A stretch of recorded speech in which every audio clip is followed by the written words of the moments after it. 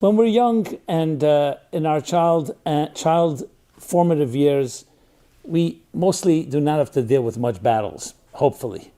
I mean, unfortunately, today more often than we would like, children do grow up in a battle zone, in a war zone, in homes that are not at peace and not wholesome or functional. But that's not the way it's meant to be. In most cases, children should be growing up in a peaceful, nurturing environment. So we grow up in a very, as I said, peaceful. We don't have to fight the battles of life until we enter our older years. When I say older, it could be teenage years, it could be young adult, it could be later. The later the better, frankly. But then we do encounter the battles of life. We encounter duplicity, we encounter corruption, we encounter very competitive people who take advantage, and we have to learn to navigate and to negotiate and to maneuver. And not everybody is honest.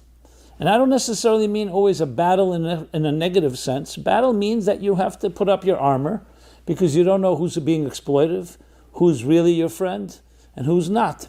And we do live in a world where often it's dog eats dog, and people are out to survival of the fittest, is the expression used, whether it's Darwinism or social Darwinism, the concept of being pitted against one another. And sometimes it works out very well. But many of us have developed fangs, for lack of a better word. We've developed claws. We've developed our battle mode.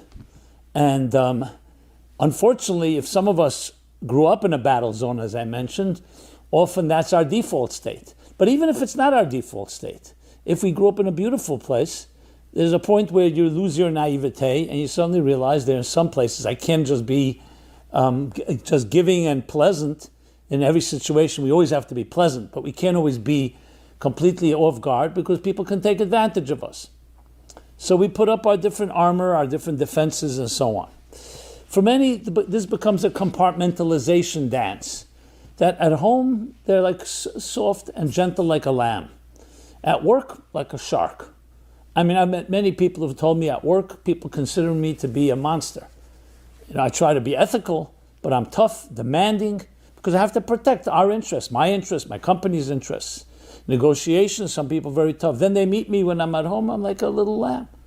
My wife controls everything at home, my children and other elements. And when you ask someone, how do you balance this softer side, this harder side of yourself? It's not so simple. Often things do spill over. Unfortunately, often the wrong way, which means some of our harshness, some of our toughness spills over into our homes. So it's not an easy dance, an easy tango to really maneuver these two forces.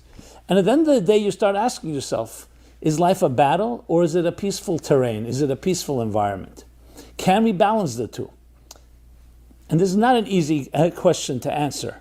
Those of us that have chosen let's call it the more peaceful and passive approach, and when I say passive, I don't necessarily mean in a passive as in opposed to protecting yourself, but we don't want to like confrontation, often have to compromise, sometimes in that competitive rat race, the roller coaster of life.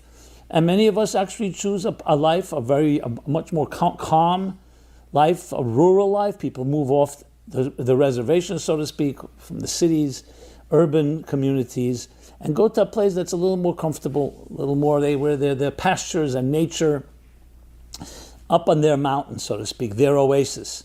It's much easier life. But it's hard to imagine for many Westerners, especially in the Western world. Some of us are too addicted. I come from New York, I'm a New Yorker. New Yorker, there's a certain high octane element to it. And it is difficult to be in that highly driven place while also having inner peace within. But what I want to share with you is that actually both are possible and we could balance them, and more than that, we could integrate them. But the key is to understand what's the driving force behind, whether it's our battles or our peaceful encounters in life. Is it just the different people that we know? Like in other words, family, friends, people you trust, that's where you have a far more calm attitude. And it's the people that are strangers or the ones that are not trustworthy or are still in doubt, that's where you're more in battle gear? Or is there something deeper to it? And I think it always goes back to who are we and what drives our lives. And here's where King David comes into play. King David, if you read the story, the humble King David began in a very humble way. He was a shepherd. He dealt with sheep. very similar to the patriarchs in the Bible, the biblical patriarchs. They chose to be shepherds, and we're told why. Because that sheep are essentially docile and tamed.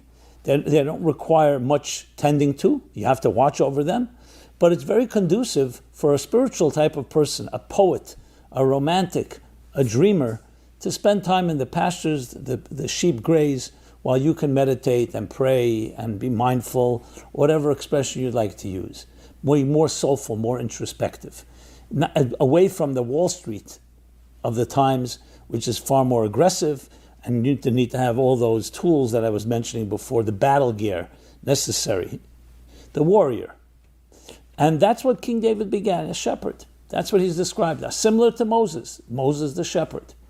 And the reason is because these great leaders ultimately became, and they're called shepherds of their flock. That's what they're called, faithful shepherd.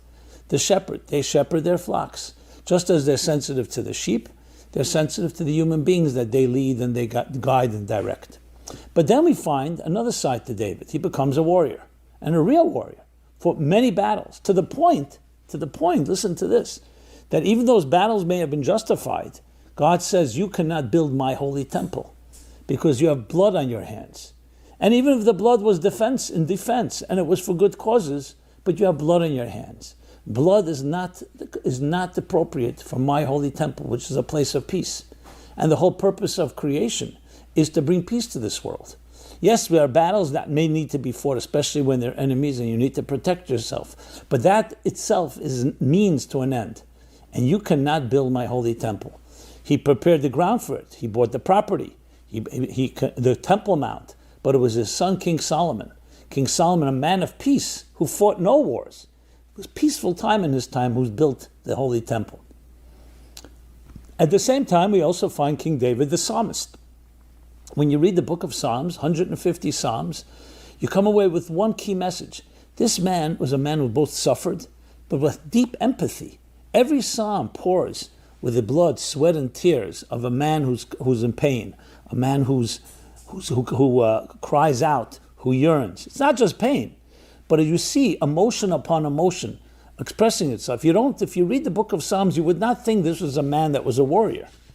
So it seems like almost a split personality, like two different alter egos going on. So how do we reconcile these two? So we have another two biblical characters, Jacob and Esau, that we discussed in a previous episode. The same thing. What does the Bible call Jacob? The scholar. Ish tom yoshev aholim is the expression in Hebrew, which means the wholesome person, the innocent person. He dwelled in the tents, which means he was introspective, he was soulful, he was a scholar. Then how is his twin brother? Esau is called the warrior. He was a man who knew how the trapper, the warrior. The man who knew the art of war. And these are twin brothers. And they also struggle between each other from the pregnancy. So how do we explain all this? Is because we do indeed have two souls. We have two voices. We have two drives. We use a psychological term, two drives. One is the drive to survive. We need to battle and tame the elements, whether it's the elements of weather, or it's the elements of a world with wild animals. And this is what we did. We created civilized cities. We had to tame the elements. We had to clear out jungles and wildernesses and animals that can threaten us. Not getting into whether it was all justified or not. And that's what we needed to do. We needed to be warriors. To hunt, to trap, to conquer. And that's what human beings did. That was for their survival. Then there was another side to the human being, to each human being, which is we'll call the transcendent voice, the transcendent drive, the drive for a higher purpose, for deeper meaning, which is often expressed through romance, through love, through sexuality, through music, through art, through faith, through religion, through virtue, through soulfulness. So we have these two voices within us, and we often think that they're contradiction to each other. Because if you're in the survival mode, it's often antithetical to the transcendent voice, to the transcendent mode. But the truth is, both those are not the essence of who you are. The essence of who you are is defined in very simple terms, but also very profound terms by the mystics. Your soul is a pure entity of energy and peace and harmony. Everything is seamless. There is no dissonance and there's no duplicity. It's a seamless, unified energy force that comes into a fragmented and disjointed and confused and dark world. And the mission of your life, every one of us, is to bring harmony within that darkness, to bring light into that darkness, to bring warmth into that cold place. And in order to do so, we're given two voices, we're given two identities. One is obviously the voice of peace and harmony, that voice of unity, that voice that allows us to really appreciate the deeper, higher consciousness that connects and finds harmony within all diversity. But we also need another voice, because if we only had that one, what do we deal with the difficulties, with the challenges, with the corrupt dark forces? So we need to be given strengths. We need to be given a tool chest, an arsenal that allows us to tame those elements, to have the ingenuity and the wisdom to deal with it, but never see yourself as a warrior. The warrior is only a part of you that's necessary to counter forces that are dark, to counter forces that may not be aligned, that may be experiencing different forms of dissonance and other psychological fears, inhibitions, insecurities, and all that comes with that side of life. So the truth is, the essence of who we are is, I don't even want to use people of peace. You're not just a man and woman of peace, because peace sounds like just the absence of war. Peace means something much more. Shalom in Hebrew means complete. A sense of complete fusion and integration of every aspect of your life. Sometimes you hear the concept explaining the difference between the right brain and the left brain, where the left brain is the details of your life and the right brain connects them all. You probably all heard that famous TED talk that also became a book, A Stroke of Genius? Where the neuroscientist, she was a neuroscientist, she became a neuroscientist because her brother had schizophrenia, so she wanted to understand, so it was close to her heart. And then she suffered a stroke that paralyzed part of her right brain. And she said, I was able to see the details, but I couldn't bring them together. There's a toothbrush, toothpaste, my mouth. So I saw suddenly the harmony within everything, but not the breakdown into details. I'm just giving the summation of it, which is a fascinating concept if you think about it. Because physics, of course, teaches us that everything is integrated. There's like an invisible quilt that is like a mosaic of all the details. When we see details, it's only because that's what it appears on a superficial, or you could say external level. But beneath it all lies an integral unity that connects it all. But we do live in a world also of diversity. So it's how do you bring that harmony, that unity, into a world of diversity or even divisiveness? For that, we need two tools. One is the voice of that harmony, and that's a sense of a higher state of consciousness that unites everything. But we have to bring that unifying light into a world that is scattered and even fragmented and can even be divisive to the point of war and conflict and discord, whether it's within ourselves, within our families, within our communities, or between nations. So we need both. I don't know if any of you are Trekkies, but Star Trek, there was one of the episodes where Captain Kirk goes to some place and something happens to him, and he splits into two parts. One is his judgment, his wisdom, his sensitivity, and the other is the more aggressive part of him. And it's fascinating to see how they both need each other. The aggressive one is very shrewd and very mischievous, and is out completely for its own interest, but has a certain powerful drive. The other part, the docile part, is the wise one, but it's weak. And they realize they need each other. Just fascinating to see, like the type of Jekyll and Mr. Jekyll and Dr. Jekyll and Mr. Hyde split. So we need both. For someone who's going to just be a soft human being, and that's a beautiful virtue, they can get hurt in this world, in this tough world. On the other hand, for someone to only have the toughness and does not have that soft core center, that is even worse. And that's why we require both elements, and understanding them, they're both really forces that help us create one integrated whole, which is what? To bring that beautiful harmony, that integration, that synchronicity into a world that can often be clashing with each other. So there are battles to be fought, but you're not a battler. You're essentially a soul in a physical world, doing your best to try to bring that soulfulness and spiritualize the material world in which we live. Materialism on its own is essentially a battle. We battle each other for resources, supply and demand. Just look at what the forces that drive the economy, capitalism, the forces that drive competition. But that's not who we are. That's how we survive. That's how we manage in this world. Who we are is that soft core center, the beautiful child that you have always been and continue to be. So even if you learn to swim with the sharks, never remember that's not your identity. That's a tool, and it should only be used when necessary, and also always in the proper way, in an ethical way, because it's not an end in itself. Unfortunately, there are people who live in this world, and I've met many, who are either angry people who have a lot of bitterness, who feel that life has been unfair to them, who begin always thinking that they are under attack, and therefore are always in that battle mode. There's a certain defensiveness, a certain aggression, and it'll always be traced. You'll see it to either childhood or experiences, traumas that cause them to be that way. I mean, I just remember recently being at an airport, and there was one woman extremely aggressive, like pushing, and it felt that everybody was getting in front of her. And I was watching, and I was trying to say something kind to her. She wasn't hearing it. It happened to be Friday. So I said to her, "Good Shabbos," at some point. She was Jewish. That was just a wild guess. And something softened in her, not completely, but enough. And I said to her, when we come to Shabbos, Shabbos is called Shabbos Menucha, the day of peace.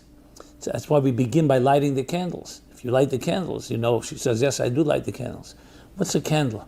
A candle is a peaceful entity, but it does something that no weapon in the world can do. No candle is stronger than big weapons, than tanks and nuclear warheads and other ammunition and different war machines.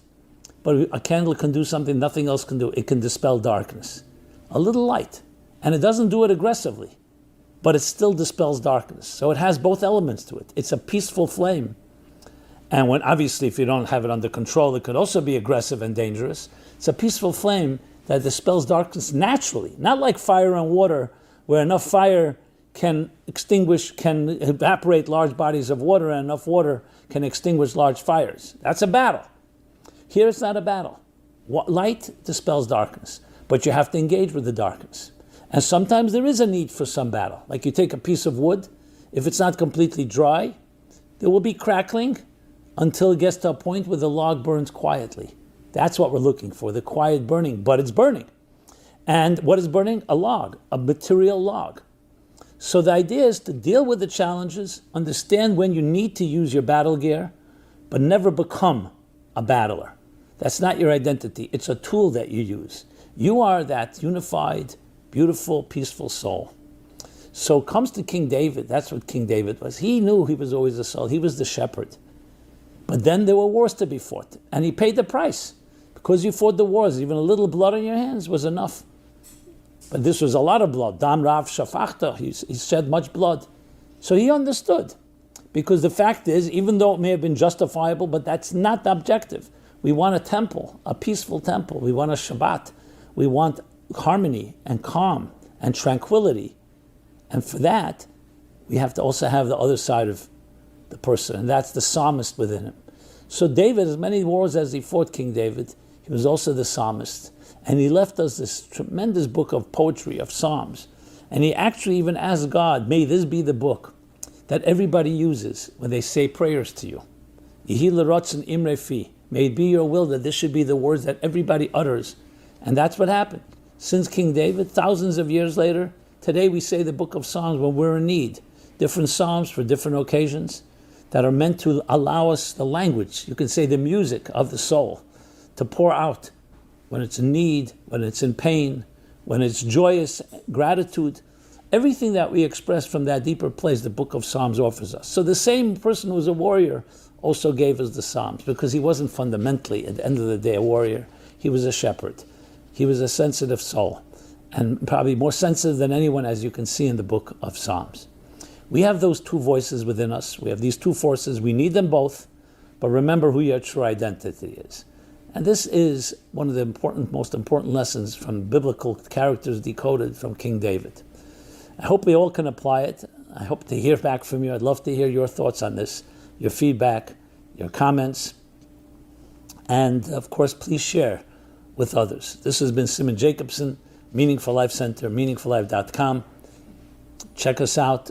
Wide array of different offerings, programs, video, audio, podcasts, text, on all the social media platforms. For your taking, please take advantage of it. And again, I'd love to hear back from you. May we all be able to join together in this glorious symphony, in this mosaic, in finding the harmony within our diversity and having to fight the least amount of battles. After all the years of history, after all the wars and battles fought, we're at a time we can honestly say that we can turn the swords into plowshares, transform even the aggressive tools into tools for beautiful growth and beautiful harmony between us all. Be well and be blessed. Thank you.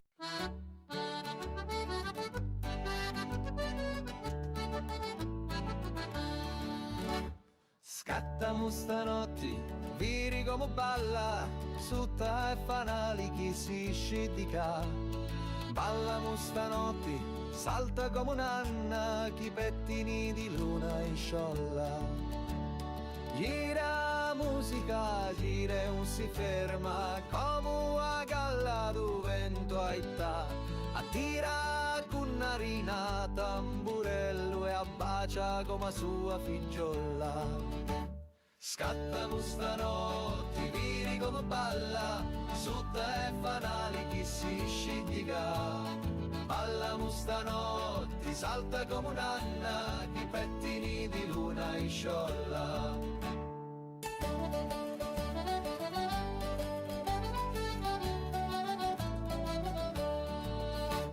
Sinni e tunu, i voti si danno, tu na poco gli bevuti.